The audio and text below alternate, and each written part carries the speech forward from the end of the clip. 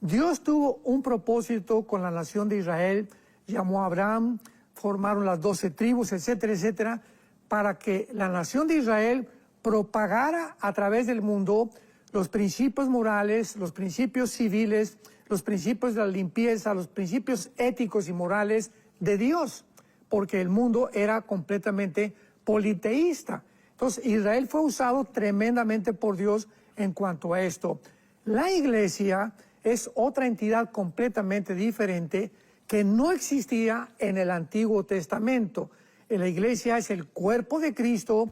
Israel es la nación a la que Dios le dio un pacto o pactos que eran incondicionales, menos el pacto del monte Sinaí. Entonces, el pacto sinaítico. Entonces, el pacto, por ejemplo, que Dios le da a Abraham, a Génesis 12, del 1 al 3, te voy a bendecir y a los que me digan vas a bendecir y a los que te maldigan van a ser maldecidos y te daré la tierra.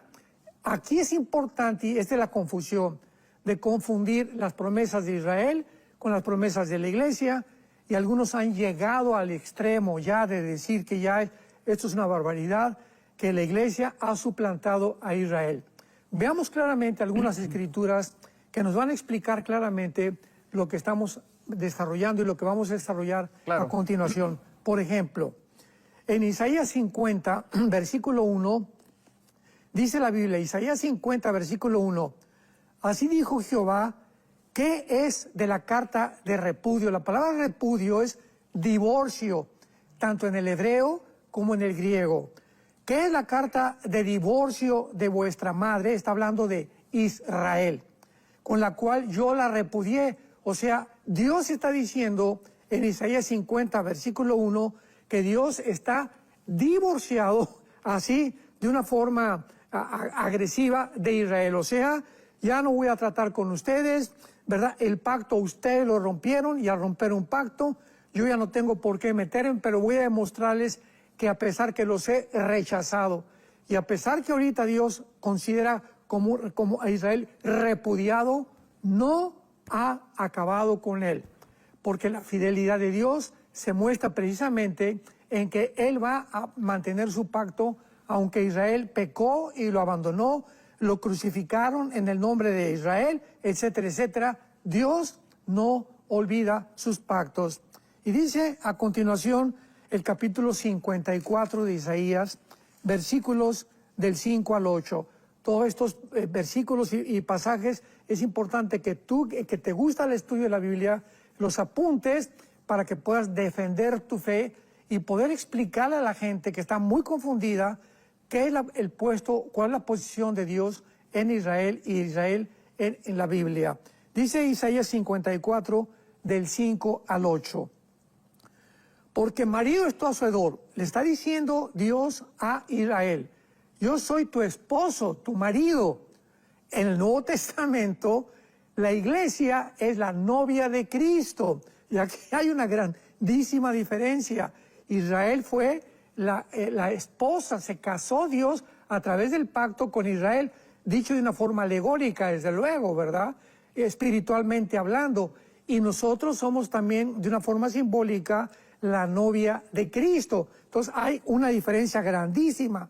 El Padre en el Antiguo Testamento tiene un pacto de relación íntima con Israel. En el Nuevo Testamento nosotros todavía no. Estamos esperando las bodas del Cordero.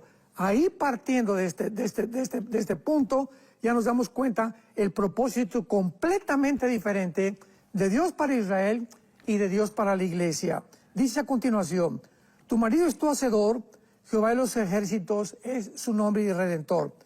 El Santo de Israel y de toda la tierra será llamado, porque como a mujer abandonada y triste de espíritu te llamó Jehová, y como a la esposa de la juventud que es repudiada, dijo el Dios tuyo, por un breve momento, escuchemos esto, por un breve momento te abandoné, pero te recogeré con grandes misericordias. Con un poco de ira escondí mi rostro de ti por un momento, pero con misericordia eterna tendré compasión de ti, dijo Jehová tu Redentor. Vamos por orden. Aquí hay una promesa de Dios a la nación de Israel, no a la iglesia. Vamos a ver después que ahora la iglesia no hay judío, ni etcétera, etcétera, y vamos a ver cómo se compagina esto. Pero aquí vamos por orden. Dios le está diciendo a Israel, a la nación de Israel, a los descendientes étnicos de Abraham, Isaac y Jacob, no los voy a abandonar. Voy a regresar con ustedes. Les he dado una carta de divorcio, pero los voy a poner aparte, ¿verdad? En la banca, como decimos en el fútbol, pero ustedes van a entrar al partido después, como lo vamos a ver más adelante. Ahora vamos al libro de Amós, capítulo 9, Amós capítulo 9, versículo del 14 y 15. Amós 9, 14 y 15. Esta promesa que vamos a leer se cumplió explícita, exacta y correctamente el 14 de mayo de 1948. Y el simple hecho de que Israel se haya constituido como un Estado soberano, libre e independiente el 14 de mayo de 1948, ya nos habla inmediatamente que Dios no se ha olvidado a Israel. Y la mera sobrevivencia de Israel hasta el siglo XXI en que nos encontramos, a pesar de tantas guerras y todo lo que han atravesado, nos habla de la mera fidelidad de Dios a sus pactos. Dios no rompe sus pactos porque Él es un Dios de pacto. Así que dice este pasaje, Amós 9, 14 y 15. Traeré del cautiverio a mi pueblo Israel, apúntalo hoy en tu Biblia, 14 de mayo de 1948. Vean la exactitud y los detalles. Número 2. Edificarán las ciudades, las habitarán, plantarán viñas, beberán el vino de ellas, harán huertos y comerán el fruto de ellos. O sea, no solamente Dios prometió que no se había olvidado de ellos y que los iba a regresar a su tierra, sino que cuando regresaran iban a reconstruir la ciudad y a plantar viñas. Muy bien. Cuando Israel regresa, hace un poco de historia, el 14 de mayo del 48, el siglo pasado, no había un solo árbol plantado en Israel. Y pues ya en el 49, 50, mucha gente comenzó a decir, no, esta profecía no puede ser porque no se ha cumplido, es un desierto Israel completamente. Bueno, en 1950, entre 50 y el 52, escuchemos esto, Israel plantó más de 6 millones de olivos, más de 6 millones de olivos, cumpliendo el segundo detalle de esta profecía, que al regresar iban a volver otra vez a enarbolar completamente y a convertir la soledad del desierto en un bosque completamente. Y finalmente, el versículo 15, tenemos la tercera promesa que se cumplió hasta ahora. Pues los plantaré sobre su tierra y nunca más, que dice, nunca más, ni Irán, ni Irak, ni Egipto, ni el mundo entero, jamás los va a arrancar, a desgajar de su tierra que yo les di, ha dicho Jehová, Dios tuyo. Y encontramos desde el 48, los atacaron los árabes.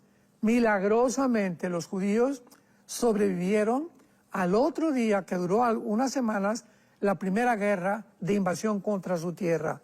Número 2, 1956, el presidente Nasser de Egipto cierra el canal de Suez y viene la guerra en la que también los judíos, siendo un país pequeñito con más de 20 millones de árabes, le ganan la guerra en el 56.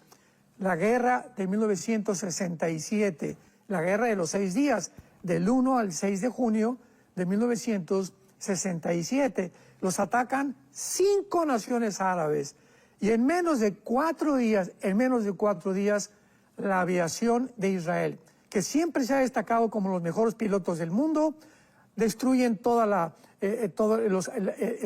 los aeropuertos de Egipto, de Siria, de Jordania, y el 6 de junio Israel había llegado a la península del Sinaí, volvieron a conquistar las colinas del Golán y entraron a lo que es ahorita Gaza, que estaba en manos de Egipto, y al monte completamente que está cerca del Muro de los Lamentos, donde se encuentra actualmente Jericó, y lo conquistan y lo tienen que devolver a través de los años por la presión de las Naciones Unidas, de que no podían ellos quedarse con tanto territorio. Mantuvieron la parte oriental del Muro de los Lamentos, las colinas del Golán y Gaza, que en el 2005 acabaron también entregándoselo a los árabes, pues que no son palestinos, ¿verdad? Porque no existe la palabra palestino y tampoco Palestina. Palestina es un nombre que un César romano le dio a Israel para quitarle el nombre de Israel, que significa el que lucha al lado de Dios. Es lo que significa el nombre Israel, el que lucha al lado de Dios. Entonces le pusieron Palestina para borrar su nombre, pero la tierra es Israel. Entonces, viene la guerra del 73 de Yom Kippur, vuelven otra vez los judíos a ser atacados y vuelven a ganar. Vienen los grupos terroristas financiados por Irán, financiados y preparados por Yasser Arafat, que ya murió. Vienen los grupos del Hezbollah, vienen los Houthis, estamos en el siglo XXI, les mandan miles de misiles. Israel desde el 48 es un país que no ha podido dormir. Desde el 48 todos los han atacado continuamente, como lo acabamos de ver recientemente. Israel ahora le gana a Hamas, le gana a Hezbollah, ya bombardearon ahorita pues las facilidades nucleares, o algunas que no eran nucleares también, pero estaban desarrollando el uranio en Irán. En fin, la mera sobrevivencia de Israel, la mera sobrevivencia de Israel, ¿qué nos está diciendo? Que Dios es un Dios de pactos y que Él ha defendido a Israel, como dice Isaías 30, versículo 5, como las aves vuelan de los cielos, así Dios, Jehová, protegerá y amparará siempre a Israel. Entonces, esto es importante para que podamos ir comprendiendo claramente que Israel aún continúa siendo protegido por Dios de una forma sobrenatural. Simplemente vamos a ver más adelante la diferencia entre la iglesia e Israel. Que el antisemitismo haya entrado a la iglesia cristiana. Y repito, por falta de información, o se levanta por ahí una persona atacando a Israel, que Dios no tiene ya nada que ver, que Israel no tiene que ver. Bueno, ha llegado inclusive a decir que Israel ya no tiene caso ni tampoco parte en las profecías de los últimos tiempos. O sea, y que el regreso del 48 no tiene que ver nada con la Biblia. Por el amor de Dios, Amós 9, 14 y 15, lo acabamos de ver, es claramente la descripción del regreso a Israel el 14 de mayo del 48. Muy bien. Veamos ahora que los apóstoles de Jesucristo, ya convertidos, ¿verdad?, habiendo entendido claramente que el reino fue bloqueado, Jesús vino a establecer, a buscar a las ovejas de Israel, por como dice Pablo en Romanos, primero al judío, después al gentil. Era el mensaje dirigido primero a las ovejas de Israel. Jesús vino a buscar las ovejas de Israel, principalmente. Y antes de que viniera Pentecostés, en Hechos capítulo 1, versículo 7, nos damos cuenta que los apóstoles mantenían expectantes, ahora que ya Jesús había resucitado y que ya sabían que ya se iba a ir pronto del mundo, mantenían expectantes la esperanza de la promesa del reino prometido a Abraham, Isaac, Jacob, los apóstoles, Jeremías, Isaías, Zacarías, etcétera, etcétera. Entonces, esa promesa del reino físico, segunda de Samuel 7, la promesa de un reino físico, no espiritual, físico, terrenal, que va a venir, que se llama el reino mesiánico, que habla Isaías 11, que habla Apocalipsis capítulo 20 y 21, etcétera, etcétera, es lo que llamamos nosotros el reino milenial, donde la oveja morará junto con la serpiente, el león no tendrá ferocidad, etcétera, etcétera, y donde no habrá muerte de los infantes, Isaías 65, sino que los viejos van a llegar otra vez a la edad antigua al principio de la Biblia.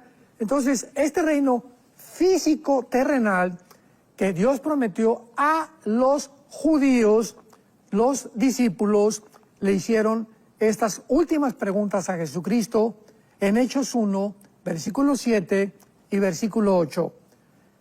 Entonces, versículo 6, perdón, del 6 al 8, Hechos 1 del 6 al 8. Entonces, los que se habían reunido le preguntaron, diciendo a Jesús, Señor, ¿restaurarás el reino a Israel? El reino que le prometiste a todos los profetas y a todos los patriarcas en este tiempo. Ellos estaban angustiados, como lo estuvo Daniel 600 años, cuando se le apareció el ángel y le explicó las semanas 70 o las 70 semanas de Daniel. Estaban buscando Daniel si ya Dios se ha acabado con ellos, y los apóstoles iguales, ¿ya acabaste con nosotros? ¿Lo vas a restaurar en este tiempo? ¿Cuándo? Era la pregunta que estaba en el corazón de los apóstoles. Y les contestó Jesús, no les toca a ustedes saber los tiempos o las sazones que el Padre puso en su sola potestad. Muy bien. ¿Cuándo dijo Jesús estas palabras? Antes de Pentecostés, por el amor de Dios. El Espíritu Santo no había venido sobre ellos. Ellos todavía no tenían la iluminación que el Espíritu Santo les dio.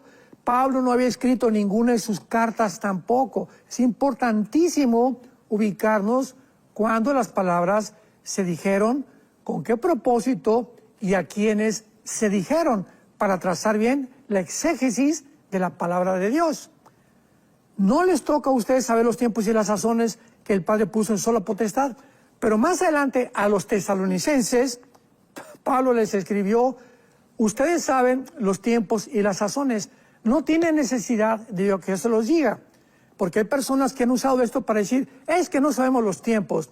Aquí está escrito claramente que dijo Padre que pertenece a una sola potestad. Muy bien, porque todavía vivían bajo la ley. Todavía no había nacido la iglesia, no había venido Pentecostés, no había venido el Espíritu Santo, no había venido la nueva revelación que tenemos ahora mucho más amplia y más comprensible de lo que pasó en el Antiguo Testamento y lo que pasó con los discípulos. No les toca a ustedes saber las potestades o las razones de mi Padre, pero recibirán poder cuando haya venido sobre vosotros el Espíritu Santo, me serán testigos en Jerusalén, Judea, en Samaria y en toda la tierra. O sea, Cristo no les contestó ni les dijo, ¿verdad? Ya acabé con ustedes. Y el reino está completamente cancelado. No, les desvió la atención porque aquí en adelante, hasta que recibieran el Espíritu Santo, iban a comprender claramente la diferencia entre el reino espiritual y el reino terrenal. Por eso, ¿verdad? Hay un grupo de cristianos que dicen que el reino de Dios ya está en nosotros, porque el reino es espiritual. Jesús dijo, el reino es en ustedes, y han confundido el reino espiritual con el reino físico terrenal, que se describe claramente también en el libro del Apocalipsis. Y para ahora cimentar esto, bueno, esto vemos que es antes de la venida del Espíritu Santo, veamos al apóstol Pablo, ahora en Hechos capítulo 26, defendiéndose cuando Agripa, ¿verdad?, estaba tratando de poder confrontarlo y que respondiera ante las acusaciones. Veamos lo que Pablo ya, bajo el Espíritu Santo, contesta y dice, Hechos 26, versículo 6 y 7. Y ahora, por la esperanza de la promesa que Dios hizo a nuestros padres, soy llamado a juicio. La esperanza que Dios hizo a Abraham, Isaac, Jacob y a los profetas. Es por eso que me están juzgando, dice Pablo. Promesa cuyo cumplimiento esperan que ha de alcanzar nuestras 12 tribus, no la iglesia. Vuelvo a repetir, promesa cuyo cumplimiento esperan que ha de alcanzar nuestras 12 tribus, sirviendo constantemente a Dios día y noche. Por esa esperanza, oh rey Agripa, soy acusado por los judíos. Pablo está diciendo, ya soy cristiano, ¿verdad? Ya el Espíritu Santo está sobre mí, pero ¿saben una cosa? Vamos a ver Romanos más adelante, me angustia saber que mis hermanos en la carne, étnicamente, los judíos descendientes étnicamente de Abraham, Isaac y Jacob, vamos a ver que ya la etnia no tiene nada que ver sino el espíritu, están esperando todavía la promesa de qué cosa, la promesa que Dios les dio, que le dio a Abraham y le dijo que iba a establecer el reino de Dios aquí en la tierra. Muy bien, ahora lo podemos explicar mucho más ampliamente porque vienen las preguntas ahora. Y pues yo he tenido bastantes, no conflictos, ¿verdad? Es importante que entre nosotros podamos amarnos, perdonarnos, entender claramente que si hay una discrepancia teológica entre tú y yo, lo más importante es el amor. Soportarnos y perdonarnos. Sí, claro. Y esto es lo precioso de la Biblia, que tú piensas diferente a como yo pienso. Muy bien, pues ahora la información que yo te estoy dando, investígala. O sea, yo quiero oír tu posición, que si se pierde la salvación, que ya terminó Dios con Israel.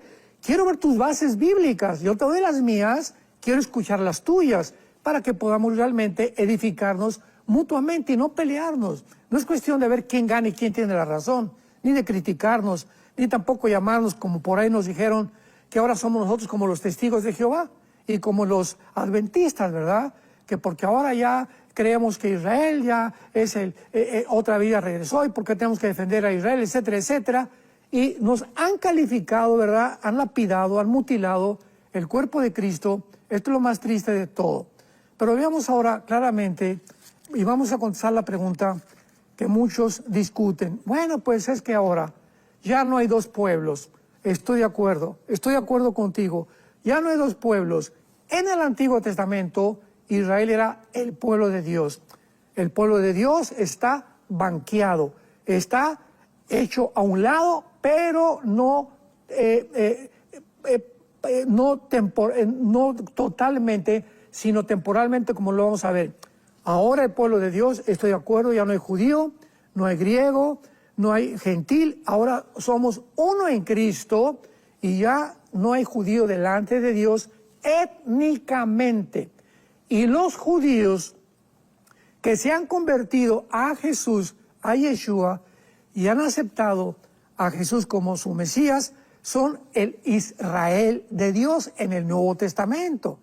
Porque, repito, son esos judíos a quienes se les hizo esa promesa, pero la promesa era si ellos se convertían al Mesías.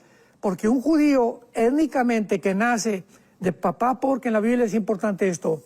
De acuerdo a la Biblia, la genealogía judía o el judaísmo proviene del padre. Si el padre es judío y la madre es de otra raza, el niño es judío. Lo podemos ver en el capítulo 41 a 45 del Génesis con José. José se casa con una egipcia, hija de un sacerdote egipcio. Y los hijos de José con una mujer egipcia fueron Efraín y Manasés, que formaron parte de las tribus de Israel. O sea que, de acuerdo a la Biblia, se es judío étnicamente si tienes un padre judío. Y la mamá puede ser etíope, puede ser de cualquier otra raza, pero lo que le da el judaísmo al judío es el papá. Por eso las genealogías son hijo de tal, hijo de tal, hijo de tal, hijo de tal, hijo del padre, del padre, del padre. Entonces, esto es muy importante para poder entender lo que dice la Biblia. Romanos 2, versículo 28 y 29. Es judío el que lo es, perdón, no es judío el que lo es por fuera, exteriormente. O sea, mi mamá es judía, mi papá es judío, los fariseos dijeron lo mismo. Nosotros somos descendientes de Abraham. Pero Jesús les dice, ustedes no son descendientes de Abraham, son hijos de vuestro padre el diablo. Juan 8:44. Entonces, ellos creían que por haber adquirido, recibido la etnia, la sangre, la genética de Abraham, Isaac y Jacob, ellos eran el pueblo escogido de Dios. No es así. lo explica ya Pablo, lleno del Espíritu Santo. No es judío el que lo es exteriormente, ni la circuncisión la que se hace exteriormente en la carne. O sea, nadie puede decir, dice Pablo, yo soy judío, porque mi papá es judío, o mi mamá, o los dos son judíos, y además me circuncidaron. Nada de eso vale bajo el nuevo pacto, sino que es judío el que lo es en lo interior. Y la circuncisión es la del corazón, en espíritu, no en letra, la alabanza de la cual no viene de los hombres, sino de Dios. Entonces, ya vamos a comenzar a entender claramente que bíblicamente, bajo el Nuevo Testamento, el judío es toda persona que ha recibido a Cristo o la semilla espiritual de Abraham, Isaac y de Jacob. Porque vemos que Jacob era también hijo de Abraham, descendiente de Abraham, y fue Jacob hecho a un lado. En tu simiente serán benditas las naciones de la tierra, y es en Isaac te estará llamada descendencia. No en Jacob, sino en Isaac. Entonces vemos que no, la descendencia étnica no era el premio o la promesa de Dios, era al que tuviera la semilla de Cristo. Nosotros los cristianos, en el siglo XXI, que hemos recibido a Cristo, realmente, al recibir a Cristo, somos participantes automáticamente. Dios, vamos a ver, nos injerta en la raíz de Abraham, Isaac y Jacob, donde la rica savia, o sea, la vida espiritual, fluye a través de estas promesas de Dios, y somos injertados en el olivo natural. Lo vamos a ver en Romanos 11, que es Israel. Entonces la iglesia la toma Dios y nos injerta para que absorbamos todas las bendiciones, escucha esto, del pacto de Abraham. Dice Gálatas capítulo 3, ¿verdad? El que es de Abraham es hijo de Dios. ¿Por qué? Porque somos realmente los beneficiarios del pacto de Dios con Israel, los cristianos del siglo XXI que hemos recibido a Jesucristo. Y veamos que lo continúa diciendo Pablo en el capítulo 9 de Romanos, versículo 7 y 8. Dice así, Romanos 9, del 7 y al 8. Ni por ser descendientes de Abraham son todos hijos, sino en Isaac te estará llamada descendencia. Esto es, no los que son según la carne. Otra vez, según por mi papá es judío, mi mamá es judía, yo realmente merezco ser heredero del reino de Dios. No, de ninguna manera, porque no es la herencia de acuerdo a la descendencia étnica ni genética, es si tienes al Mesías en tu corazón, sino que los que son según la promesa son contados como descendientes. O sea, ¿quiénes somos los verdaderos descendientes de Abraham, Isaac y Jacob? Ahora todos, gentil, judío étnicamente, mexicano, azteca, tlaxcalteca, auca, indios, cualquier ser humano en el mundo entero que en este momento acepta a Jesús como el Mesías y reconoce que Él es la promesa dada a la nación de Israel, esa persona es la que realmente reconoce a Dios como su pueblo. Bueno, pues ahora esto se presta a otras discusiones. Dice el capítulo 9 de Romanos, versículo 25 al 27. Vamos a seguir desmenuzando esto. Claro. Dice así, como también en Oseas dice. Aquí Pablo cita al profeta Oseas, judío. Claro que todos los profetas fueron realmente pertenecientes al pueblo de Dios, ¿verdad? Todos los que escribieron el Antiguo Testamento son profetas que fueron llamados por Dios porque pertenecían al pacto de Dios. Como Oseas dice, llamaré pueblo mío al que no era más pueblo. Oseas profetizó, ustedes eran mi pueblo, escúchenme, Israel. Ustedes, vaya el momento que ya no van a ser mi pueblo. Ahora voy a tener otro pueblo. ¿Quién es este pueblo? Nosotros, la iglesia. Aquí vemos ya dos pueblos, el pueblo del Antiguo Testamento y el pueblo del Nuevo Testamento. Por lo tanto, Israel del Antiguo Testamento no puede ser igual a la iglesia, ni la iglesia ha tomado el lugar de Israel.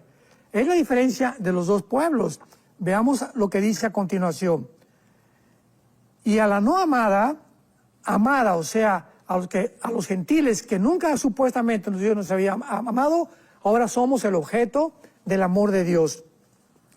Y en el lugar donde se les dijo, ustedes no son pueblo mío, allí serán llamados hijos del Dios viviente. O sea, a ustedes, aunque los voy a desechar temporalmente y tengo otro pueblo que serán los gentiles, por eso dijo Cristo en Juan capítulo 10, Jesucristo, tengo otras ovejas que no son de este redil. ¿A quién se refería? A nosotros, a los gentiles. Y dice el capítulo 10 de Romanos, donde Pablo ya comienza de una forma más profunda a quitarnos todas las incógnitas que hasta este momento podríamos tener. Hermanos, Romanos 10:1. Ciertamente, el anhelo de mi corazón, escuchemos esto, el anhelo de mi corazón en mi alma, tengo un anhelo profundo. ¿Cuál es, Pablo? Mi oración a Dios por Israel para salvación. Aquí no está hablando Dios de la iglesia, Él ya era cristiano. Está hablando de que todavía en la nación de Israel había muchas personas judías que no formaban parte ni herederos de la promesa por no tener la semilla, pero Pablo quería que se salvaran. ¿Por qué? Porque a ellos se les hizo la promesa, el pacto, todo vino a través de Israel.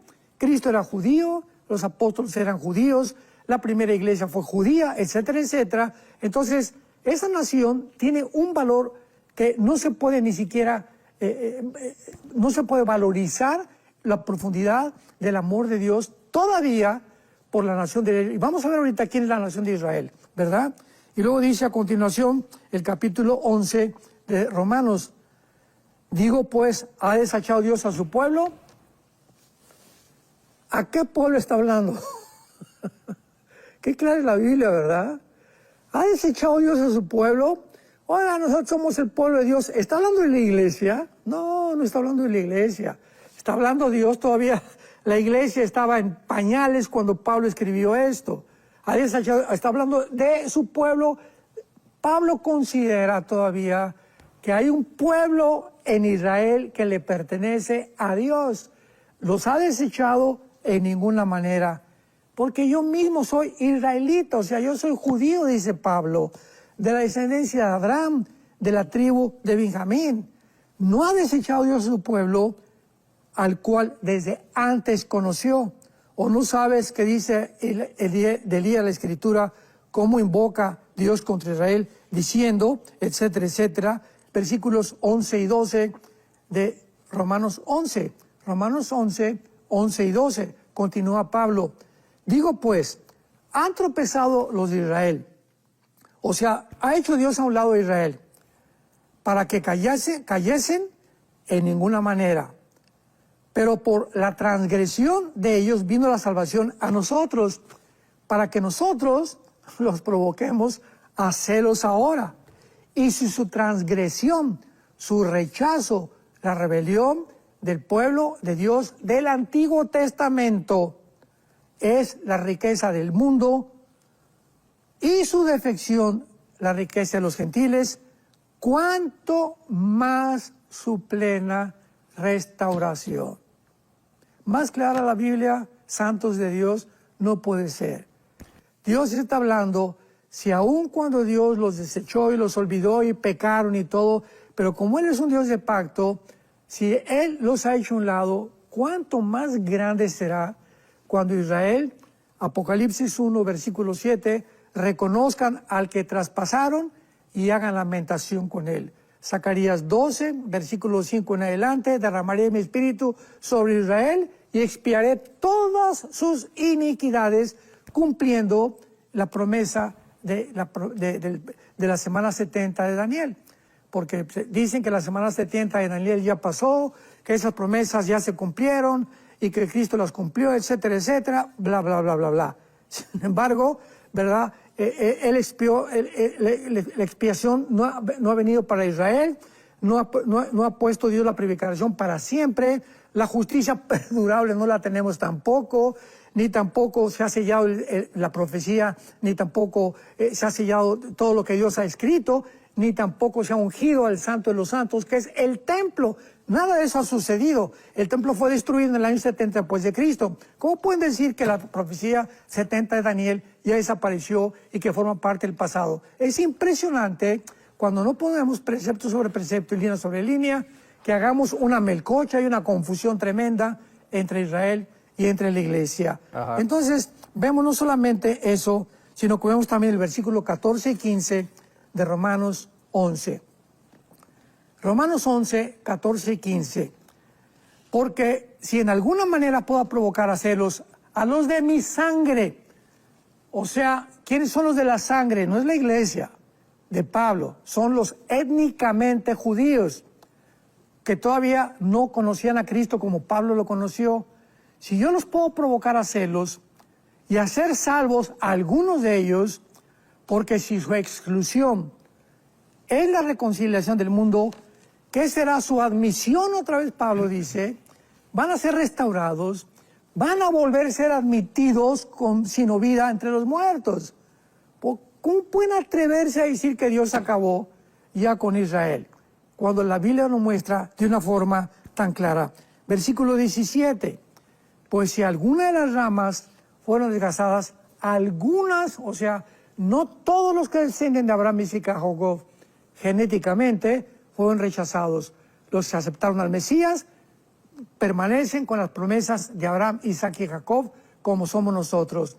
Algunas fueron desgajadas, y tú, siendo olivo silvestre, nosotros, has sido injertado en lugar de ellas y has sido hecho participante de la raíz de la rica savia del olivo. No te jactes. O sea, en el siglo XXI, cuidado con los cristianos que se jactan. Dios ya no tiene que ver con Israel. Dios ni aparece el regreso a Israel en el 48, no tiene nada que ver. Ya no hay ninguna promesa futura que se va a cumplir con Israel. Todas personas que se llaman cristianos se están jactando, se están ensoberbeciendo, diciendo, no, ahora la iglesia ha tomado ya definitivamente el lugar de Israel, Dios ya no tiene que ver nada con Israel. Se llama la teología del reemplazo, lo cual, verdad, es una abominación a los ojos de Dios. ¿Por qué? Porque está atacando el carácter de Dios, se está atacando el carácter de Dios, se está diciendo que lo que Dios prometió no lo va a cumplir. Imaginémonos, lo que Dios cumplió a los profetas y a los patriarcas, no lo va a cumplir. Y ahora la iglesia ha tomado el lugar de aquellos a quienes Dios les cumplió algo. Entonces Dios es un mentiroso. El carácter de Dios está de por medio, por el amor de Dios. Versículo 23 al 27. Y aún de ellos, ¿quiénes son ellos? Los judíos. No está hablando de la iglesia. Y aún ellos, ¿quiénes son ellos? Los judíos. Si no permanecieren en incredulidad, serán injertados. Porque poderoso es Dios para volverlos a injertar. A nosotros ya estamos injertados, nosotros no hemos sido desgajados. ¿Quiénes fueron desgajados? Los judíos. Ellos. Aquí hay una diferencia tremenda. Ya Pablo concluye en Romanos 11 entre el antiguo Israel y la iglesia. Hay una diferencia tremenda entre el judío y entre el cristiano. Porque si tú fuiste cortado del que por naturaleza es olivo silvestre y contra naturaleza fuiste injertado del buen olivo, o sea, nosotros no nacimos con judíos y aparentemente las profecías de Abraham no nos correspondían a nosotros porque somos gentiles y el pueblo de Dios en el Antiguo Testamento era el pueblo judío. Entonces nosotros no merecemos nada, ¿verdad? No somos el pueblo de Dios, pero entra el Mesías a nosotros e inmediatamente somos injertados en las promesas de Dios. ¿Cuánto más estos? ¿Quiénes son estos? Los judíos, que son las ramas naturales, serán injertados en su propio olivo. Dios no ha terminado con Israel. Van a volverse injertados una vez más.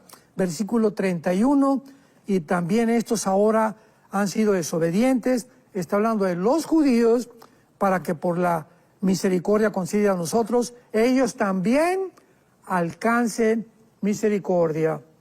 Cuidado cuando decimos, Israel ya cayó, ahora la iglesia es el pueblo de Dios. ¿Sabes una cosa? Que la iglesia, escúchame, al igual que Israel, también va a caer. Porque ya estamos en la apostasía y por eso Dios va a tener que regresar a Israel. En todo el libro del Apocalipsis hay más de 200 citas del Antiguo Testamento, los 144,000 judíos, 12,000 de cada, ¿de dónde? ¿De Costa Rica? O sea, 12,000 de México, 12,000 de España, ¿no? 12,000 de cada tribu, para que no haya problemas otra vez de equivocaciones ni confusión. Cita el Espíritu Santo, si dice 12,000 de cada tribu, son de cada tribu. El Espíritu Santo no es mentiroso. Los 144,000 serán judíos étnicamente y además espiritualmente por tener al Mesías en su corazón, y serán los que finalmente predicarán el Evangelio de la salvación. Se nos ha criticado cómo es posible que nosotros apoyemos al gobierno de Israel. Y el hecho que los cristianos tengamos una bandera de Israel o el símbolo de la bandera de Israel, etcétera, etcétera, no significa eso. Nosotros estamos apoyando no a la política del gobierno de Israel, porque el gobierno de Israel, escúchalo muy bien, el gobierno de Israel, como cualquier otro gobierno del mundo, está corrompido, son corruptos.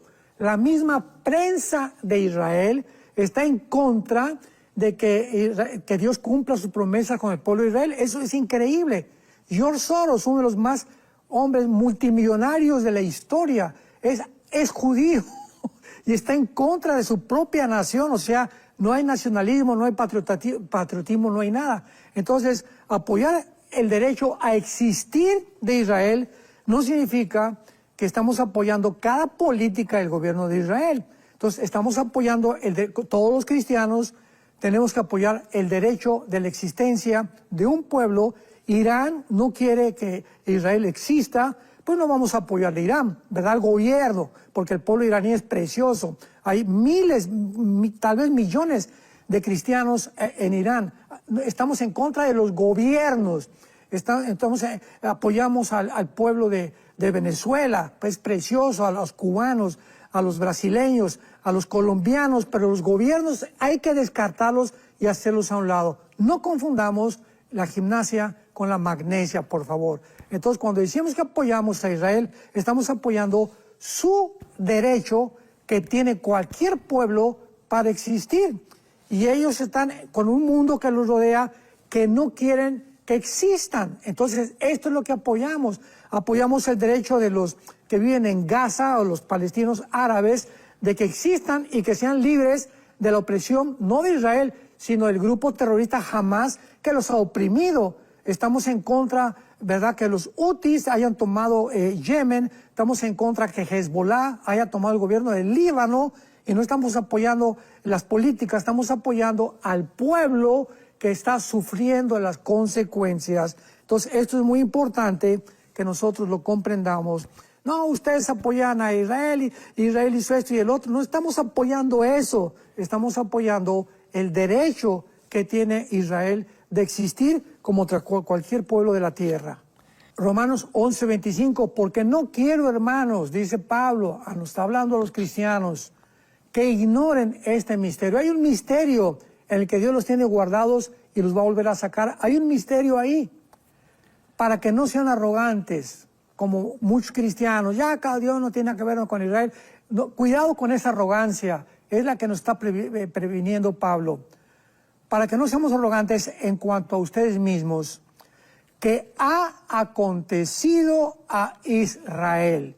Israel no es la iglesia, es el pueblo con el cual dice un pacto, ¿verdad?, con Abraham, etcétera, etcétera, al cual Dios aún tiene en la banca y no se ha olvidado de él. Ha acontecido el endurecimiento en parte porque aquí en la iglesia, voy a repetir, ni siquiera la iglesia estaba comenzando a crecer la iglesia. O sea, no puede referirse a la iglesia, por el amor de Dios. Hasta que haya entrado la plenitud de los gentiles. ¿Quiénes son los gentiles? Somos nosotros. Y aquí hay una diferencia tremenda entre Israel y los gentiles. El endurecimiento, la ceguera por lo cual crucificaron a Cristo, y les dijo Dios, ahí nos vemos, vine a establecer el reino, ahora voy a formar otro pueblo que se va a llamar la iglesia. Cuando termine con la iglesia, que somos los gentiles, entonces, dice la Biblia, todo Israel, versículo 26, será salvo. ¿Cuándo? Cuando termine la época de los gentiles. En el siglo XXI, donde después del siglo XX se descubrieron los más grandes avances científicos y tecnológicos de la historia, donde jamás el mundo había podido ver en el siglo XX, que desde Adán hasta el siglo XX brincamos del burro al motor de gasolina. Lo que no se descubrió en casi 5,000 años, se descubrió en el siglo XX con toda la tecnología y la ciencia que se aportó a la humanidad. Sin embargo, a pesar de que fue el siglo donde más avances tecnológicos y científicos el mundo pudo testificar, es el siglo donde más ateos han surgido, donde más soberbia se ha apoderado de la humanidad y donde hemos creído que podíamos nosotros desechar a Dios de nuestra ecuación, poner a Dios y sus leyes morales a un lado. Y estamos en el siglo XXI a punto de ver la destrucción del matrimonio, la redefinición de la familia, el caos que existe moral en el mundo entero, porque se ha perdido la brújula completamente, olvidándonos que nosotros no legislamos la moral. La moral fue legislada por el eterno creador de los cielos y de la tierra, el Dios y Padre de nuestro Señor Jesucristo, que nos dejó la Biblia para alertarnos en esta mañana, como todos ustedes van en este momento a escuchar, en qué punto nos encontramos, para que tú sepas con certeza. No estamos hablando de Walter Mercado, ni Nostradamus, ni de magos, ni de gurús, ni de falsos líderes religiosos. Estamos hablando de la Biblia. Y continúo desafiando al mundo entero para que alguien se atreva a decirnos qué libro conoces mejor que la Biblia. Hasta este momento ni presidentes, ni políticos, ni físicos matemáticos, ni arqueólogos, ni antropólogos, ni psiquiatras, ni psicólogos, no he encontrado en 35 años que tenemos proclamando este mensaje, alguien que se atreva a decir, este libro es mejor que la Biblia, o este poeta, o este líder religioso es mejor que Jesucristo. Nadie ha dicho, yo soy el camino, la verdad y la vida. Yo soy la resurrección y la vida. Y si tú crees en mí, no morirás eternamente, mas pasarás de la muerte a la vida.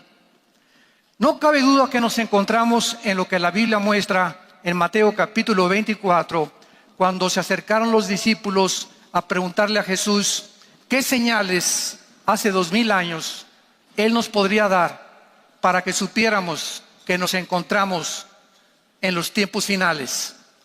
Y dice Mateo 24, versículo 3, estando sentado en el monte de los olivos, los discípulos se le acercaron aparte diciendo, dinos, ¿cuándo serán estas cosas? ¿Qué señal habrá de tu venida y del fin del siglo? Respondiendo Jesús, les dijo, mirad que nadie los engañe, porque vendrán muchos en mi nombre diciendo yo soy el Cristo, y a muchos se engañarán. Y oirán de guerras y rumores de guerras. Mirad que no se turben, porque es necesario que todo esto suceda, pero aún no es el fin. Porque se levantará nación contra nación y reino contra reino. Y habrá pestes y hambres y terremotos en diferentes lugares, y todo esto será principio de dolores. Damas y caballeros, no fue hasta el siglo XX cuando pudimos comprobar que el inicio de estas profecías comenzaba la cuenta regresiva. No fue hasta siempre ha habido guerras, siempre ha habido terremotos, Siempre ha habido pestes como la peste bubónica, la peste negra, etcétera, etcétera. Pero nunca como en el siglo XX se habían conjugado nación contra nación en la Primera Guerra Mundial, 1914, y veintitantos años después, la Segunda Guerra Mundial, 1939 al 45, y dice el Instituto Sismológico de Boulder que desde 1976 jamás había habido la frecuencia y la intensidad de los terremotos que han comenzado a azotar al mundo, como el último terremoto en Chile, que casi mueve el equilibrio de la tierra medio grado. Vivimos en medio de guerras y rumores de guerras. Rusia amenaza actualmente invadir más naciones para revivir la antigua Unión de Repúblicas Socialistas Soviéticas.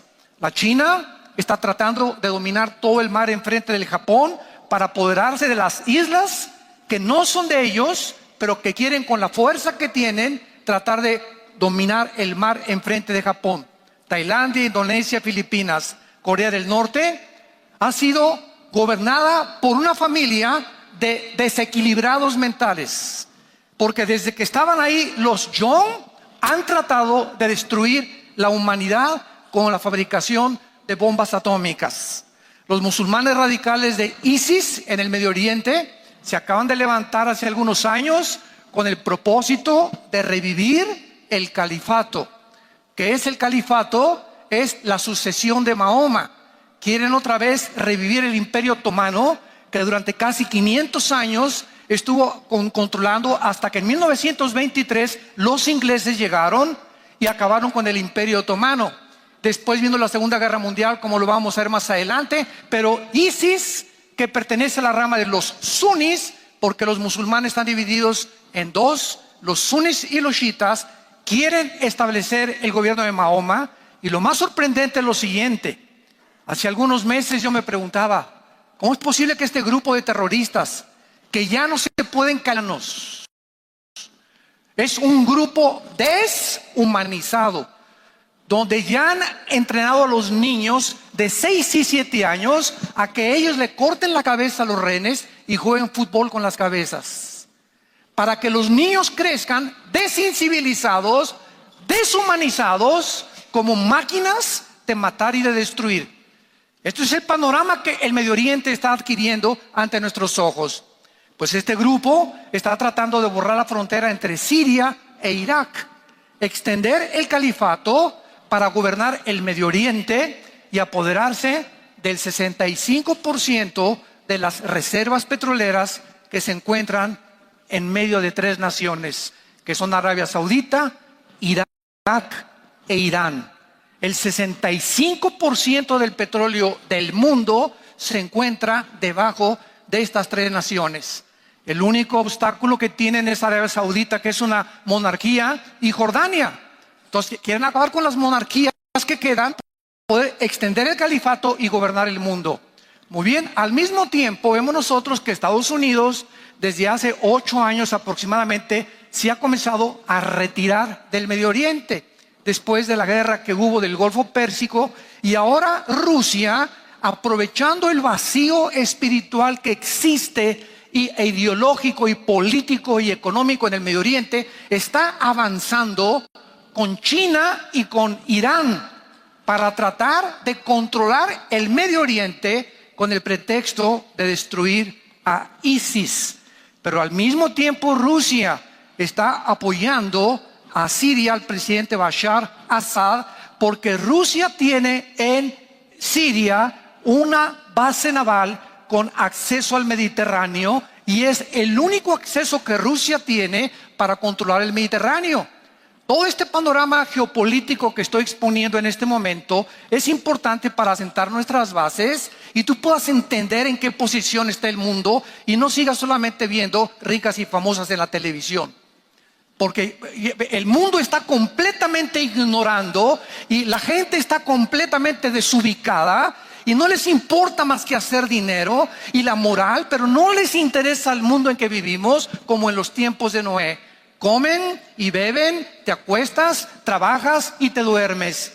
y llegas a los 50, 60, 70 años de edad, naciste en las tinieblas, vives en las tinieblas y regresas a las tinieblas. ¿Qué diferencia hay de cuántos seres humanos y los animales?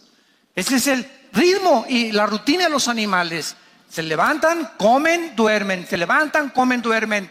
Y dice la Biblia, el mundo se encontrará como en los tiempos de Noé, completamente desapercibidos, y caerá de repente como un lazo sobre los seres humanos la destrucción que nunca te esperas, que tal vez pueda ser si tú te mueres en esta misma noche. No cabe duda que el mundo es una olla hirviendo a punto de explotar. ¿Habrá próximamente una guerra? ¿Será la tercera guerra mundial? Es la respuesta de esta conferencia a la que vamos a dar. Y si viene otra guerra, y si fuera la tercera guerra mundial, ¿será la extinción de la humanidad? ¿Qué dice la Biblia acerca, en el libro del Apocalipsis y de los profetas hebreos, con qué cronología tan perfecta y tan exacta la Biblia puso en orden los imperios mundiales desde hace 2600 años por los profetas hebreos, como el profeta Daniel, que precisamente dijo Daniel: primero se levantará Babilonia, que es Irak, después vendrán los medos y los persas, tal como la historia lo certifica. Después vinieron los griegos con Alejandro el Magno, derrotaron a los medos y a los persas, y después vino el cuarto imperio, el Imperio Romano. Y desde hace 2000 años hasta nuestros días, de acuerdo a la Biblia, no se iba a levantar ni Rusia, ni Estados Unidos, ni Japón, ni Inglaterra, sino que antes de que Cristo venga, la Biblia profetiza que se unirán, pongan mucha atención, se unirán 5 naciones de Europa y 5 naciones del Medio Oriente, formarán una confederación política para formar el último gobierno que dirigirá un hombre con poderes sobrenaturales diabólicos, que la Biblia le llama diferentes nombres. Se le llama el cuerno pequeño, se le llama la bestia, y el apóstol Juan le llama el anticristo. Este hombre con poderes sobrenaturales conjugará y unirá el Medio Oriente con Europa para garantizar el flujo del petróleo de Europa, del Medio Oriente hacia Europa. Podrá levantar la economía que se está tambaleando ahorita en Europa, como es en España, Portugal, Grecia e Italia. Y este hombre con estos poderes, el mundo se hincará ante él, porque el mundo no le interesa si el presidente o el gobernante tiene una moral o si tiene buenos principios. Al mundo le interesa simplemente la economía. Todo gira alrededor de intereses económicos. Como dijo el fundador de la banca en Europa, Rothschild, el que tiene la economía gobernará el mundo. Veamos en primer lugar una breve historia de las últimas guerras y revoluciones. De acuerdo al Instituto para la Investigación de la Paz, en Estocolmo, Suecia, de 6000 años que la historia tiene del ser humano aproximadamente, de 6000 años de historia, solamente han habido 25 años de paz. La historia del ser humano es guerra tras guerra, tras guerra, tras guerra.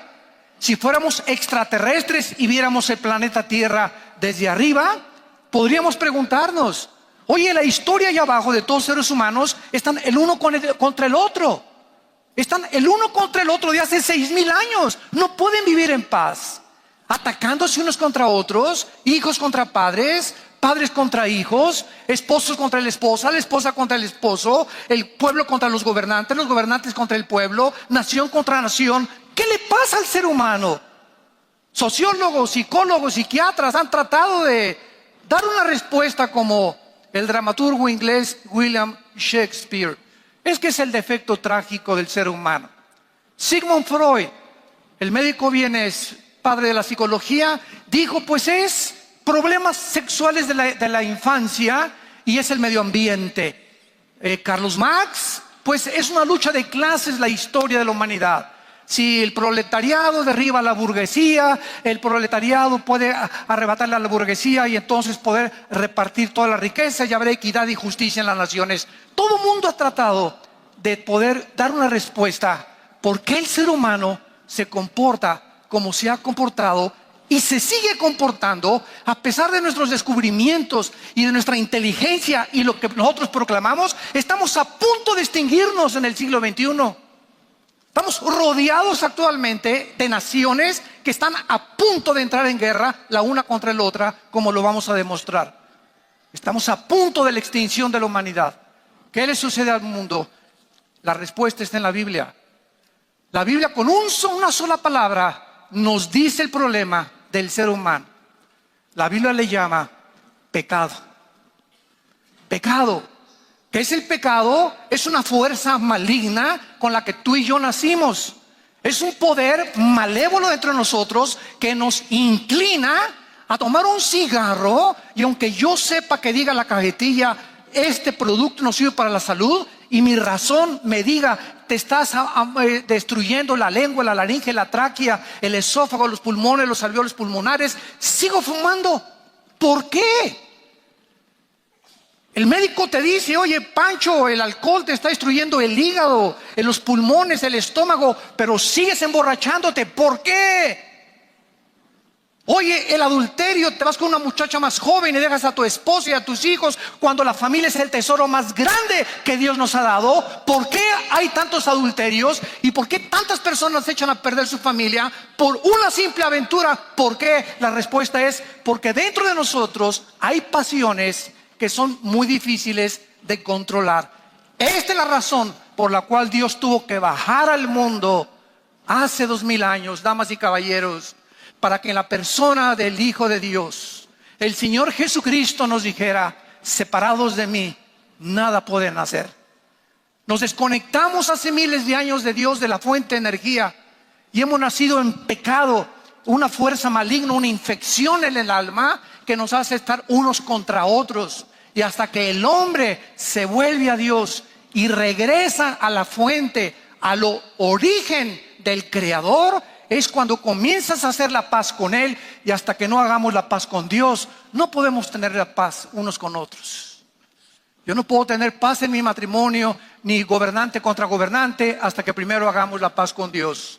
Justificados por la fe, tenemos paz para con Dios por medio de nuestro Señor Jesucristo. La Revolución Francesa, 1789 a 99, conocida como la Revolución Burguesa Liberal, inició la proclamación de la Declaración de los Derechos Humanos, la Revolución Francesa.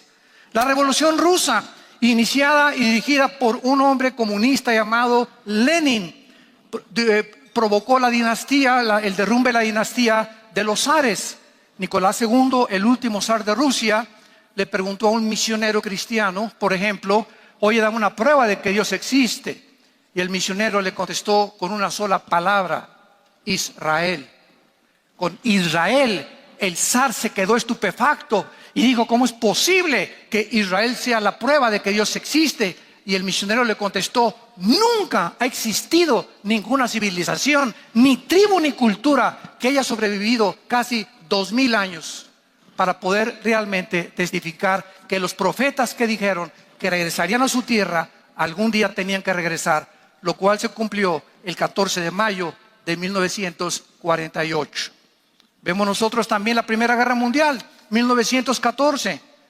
Comenzó con el enfrentamiento entre el Imperio Austríaco, Húngaro y Serbia. Murieron 60 millones de soldados a principios del siglo XX y entraron a la guerra y murieron casi en la tercera parte de los soldados involucrados en la guerra. La Segunda Guerra Mundial, Hitler promete a Chamberlain, el ministro de Inglaterra, que no va a invadir Polonia ni Checoslovaquia. Chamberlain regresa y le dice a la Cámara de los Comunes, Hitler prometió que no va a hacer nada, y engañó a todos los líderes políticos de Inglaterra. A una semana o 2 semanas, Hitler invade Polonia y Checoslovaquia y se inicia la Segunda Guerra Mundial.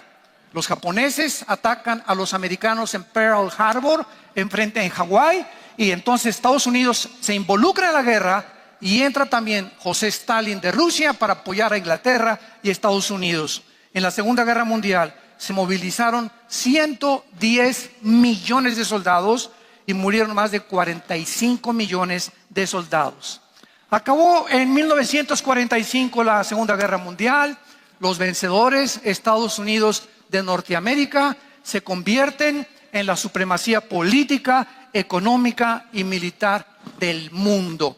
Pasan algunos años y se levanta en Occidente la Unión de Repúblicas Socialistas Soviéticas. Entonces comienza de 1950 hasta 1989 la confrontación entre dos titanes, los Estados Unidos de Norteamérica y la Unión de Repúblicas Socialistas Soviéticas, o Rusia, en lo que se llamó la Guerra Fría. ¿Por qué se llamó la Guerra Fría? Porque durante todo este tiempo ninguno disparó.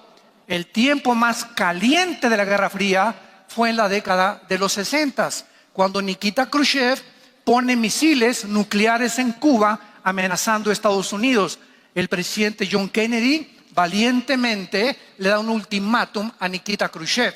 Fue una cosa tremenda la que se vivió de tensión y de incertidumbre. Nikita Khrushchev, al ver la determinación de Kennedy, saca los misiles y se evita la Tercera Guerra Mundial, porque la Biblia decía claramente, como lo vamos a ver, cuándo vamos a entrar a la Tercera Guerra Mundial.